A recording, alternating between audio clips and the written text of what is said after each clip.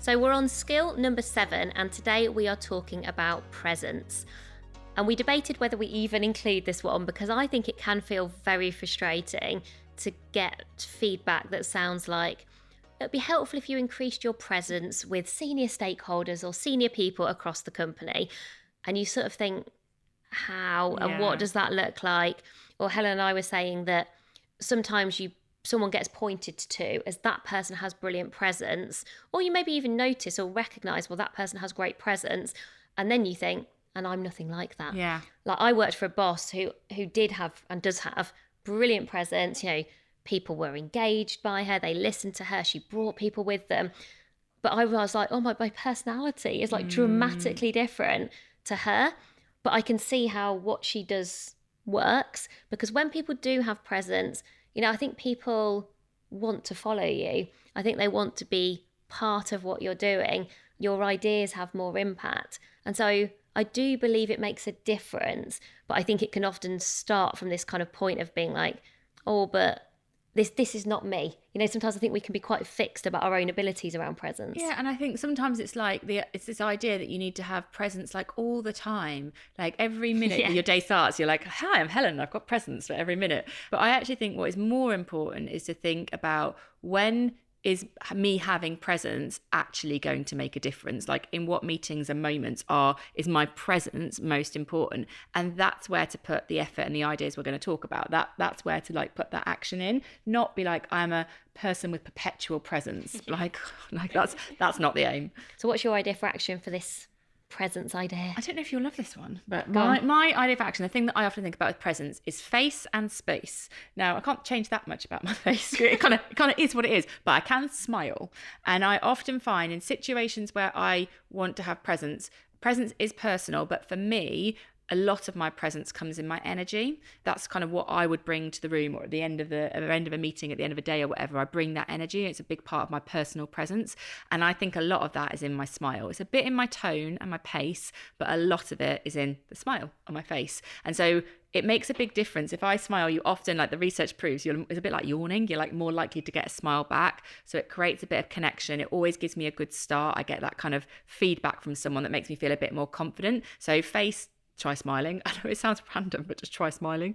The second thing on space is, if you want to have presence, think about like your physical presence in a space. So for example, if I'm doing a virtual presentation, I'm on Teams or Zoom or whatever, I will think about like, what does my physical presence look like in terms of the space that I'm filling? So am I center? I know this sounds really geeky and boring, but like if it's one of those moments that matters, I will make sure that I'm like in the center of the screen. I'll make sure it is well lit, or those sort of very practical things are taking my presence away. You know, if there's something distracting, like Sarah gave me feedback on my background the other day. She's like, oh, the angle of your camera is a bit distracting because you can see that door and it's making me think, what's through that door? I'm like, I don't want you to think about the door. I want you to be listening to what I've got to say. I want to have presence in this moment. Probably not with Sarah, but you know, she was giving me feedback more for other. I'm joking, more for other people.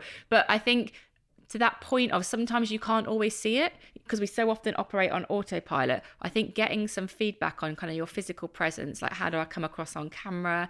Is there anything that would make my presence even better if next time I'm in that situation? Sometimes other people can see what you might not be able to for yourself. So it's useful to get a bit of feedback on it. So face and space. My tip is to rehearse your start. So when you want to have presence, I think at the same time, you are often nervous or a bit anxious. Agreed. Or you're under a bit of pressure. Like I feel like pressure and presence kind of go hand in hand. And you are that last person on the agenda, or you've got a lot of people that maybe you don't know, or maybe it's just like a high pressure moment, you know, and you perhaps do feel quite stressed. And I think if you start well, it sets you up for success. When I say practice your start, I mean rehearse it out loud. So if I am doing something where I feel like it's one of those moments that matter, I will practice the first 2 or 3 sentences. How am I going to get into this topic? How am I going to start confidently and calmly and at the pace that I want to communicate? And then I'm usually okay. You know, you started well, then I know roughly what I'm going to say.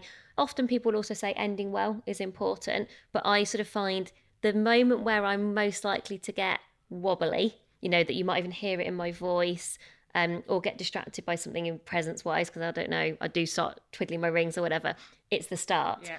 And so really just focusing on that first 90 seconds. There's also quite a lot of evidence around people make snap judgments, unfortunately, which, perhaps we should try not to do. But if in 90 seconds people feel reassured or energized by your presence, or you've kind of drawn people in and they're like, oh, this is good, I'm going to enjoy this, I'm going to listen to what she's got to say, then you've captured people's attention. So I think you just don't want to miss the moment in an important moment. So I still do that now. I'd still practice now how I'm going to start. And we think that this is a really good twin episode with the one on presenting, because very often, like the presenting and presence, just like the pressure point, they kind of go hand in hand. So that was one of the ones we did earlier in the sprint. So if you want to watch people with presence, I would encourage you to watch some TED Talks. Now that might sound counterintuitive, because you think, yes, but for TED Talks, they've rehearsed 200 plus times. That is all true. So you should remember that. But if you watch the TED Talks with the most views, like the top 10 TED Talks, a lot of those were from the early days of TED.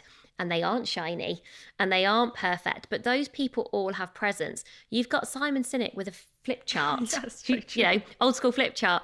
You've got Brené Brown, who shares that she turned up to do her TED Talk and I think she was like late, she'd rushed, she'd written some of it on a flight.